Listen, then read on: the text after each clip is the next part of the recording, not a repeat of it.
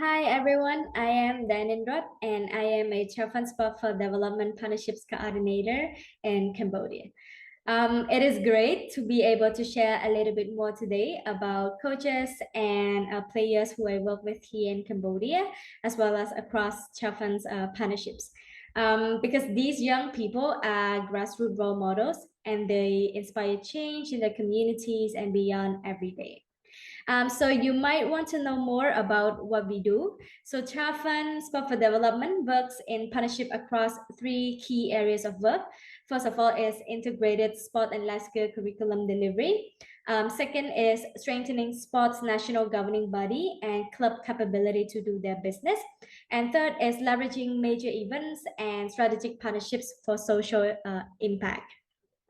So our work started with the sport of Rugby Union in 5 villages in northern Laos in partnership with the Lao Rugby Federation in 2014. And from there, rugby-based curriculum work has been continuously refined and has been delivered in partnership with national federations across 3 continents. So up until now, we have more than 57,000 individual sport and life skill learning sessions that have been delivered by our community coaches.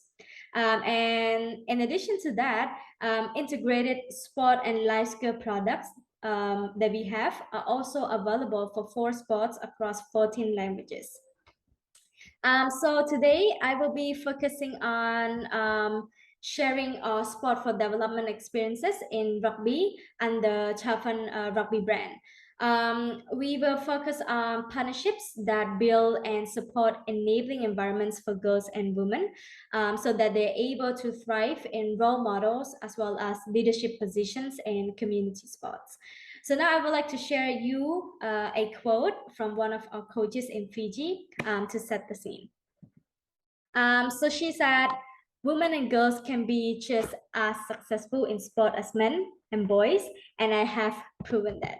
So she is one of our rugby and life skill coaches in Fiji. So working in partnership with rugby national governing bodies, these young people are selected through a competitive recruitment process, and then they are trained as rugby and life skill coaches. And all these engagements are guided by protocols that create a structured and inclusive environment. So young people new to sport who are invited and encouraged to apply for coach roles and recruitment. It is guided by a set of protocols and standards.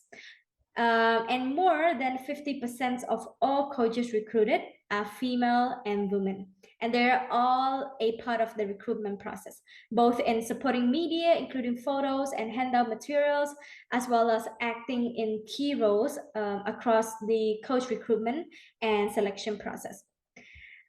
So with our training standards, our coach training is an intensive process, particularly as most of these attending have no prior sports or life skill experience, but they do have demonstrated the skills and attitude to be successful during coach recruitment. So building on coach recruitment process, coach training is interactive, play-based, and designed specifically to work with individual new to sports and life skill coachings. The training itself is also designed around a collaborative peer learning environment where individual success depends on the success of a group. And this approach builds lasting support networks.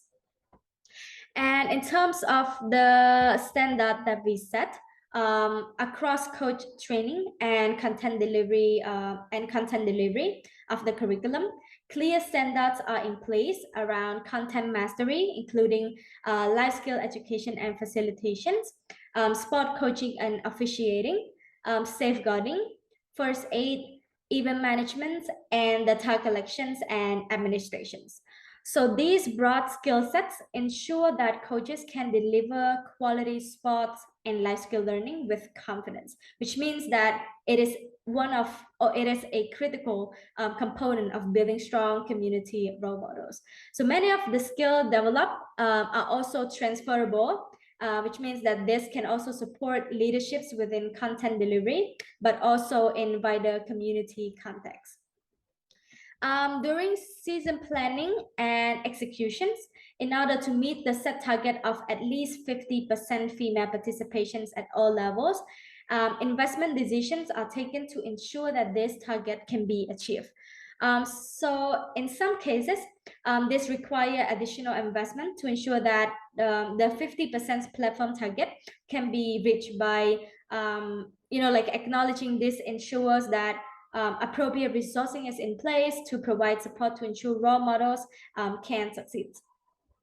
Some of the key barriers we see to women's leadership in community include unsupportive environment, a lack of self-confidence, lack of access to resource and training, as well as gender-based discriminations and stereotype.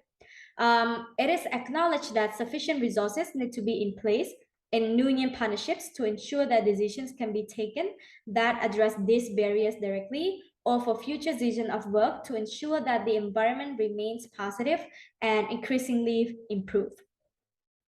In addition to that, safeguarding is also a key component in ensuring that women and girls can thrive. So by ensuring that the environment are safe for everyone,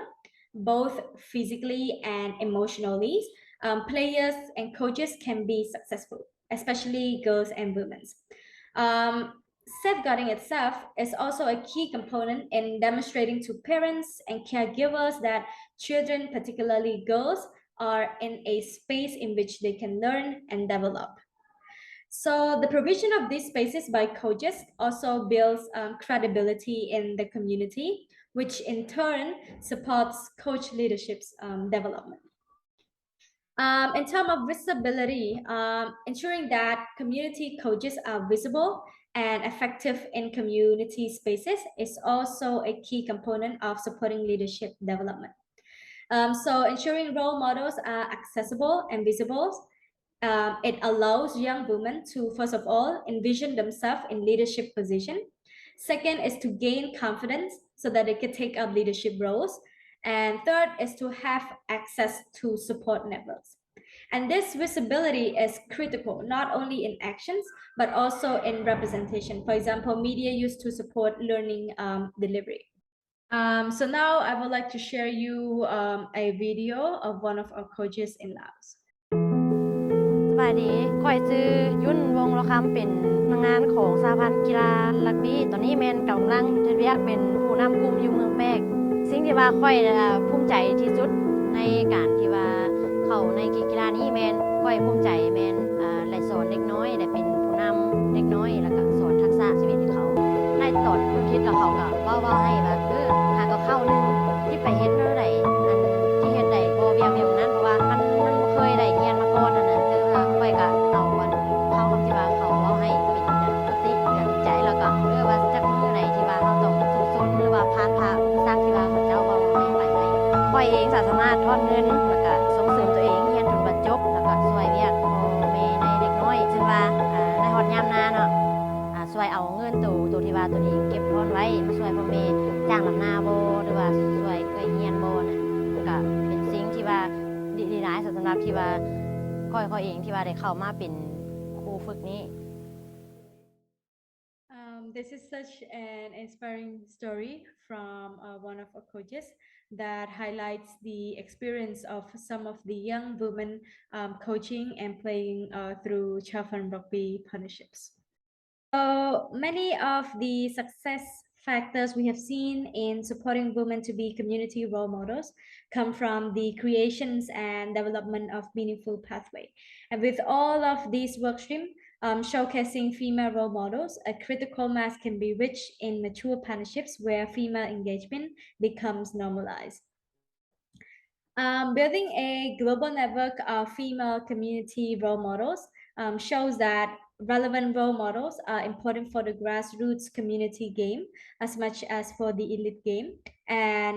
supporting grassroots leader is a key area that will benefit both the sports factor as well as the development factor. So sport structures are more inclusive with women in leadership roles at all levels. Thank you. Thank you so much for your interest in our work to support young female grassroots leaderships in sport.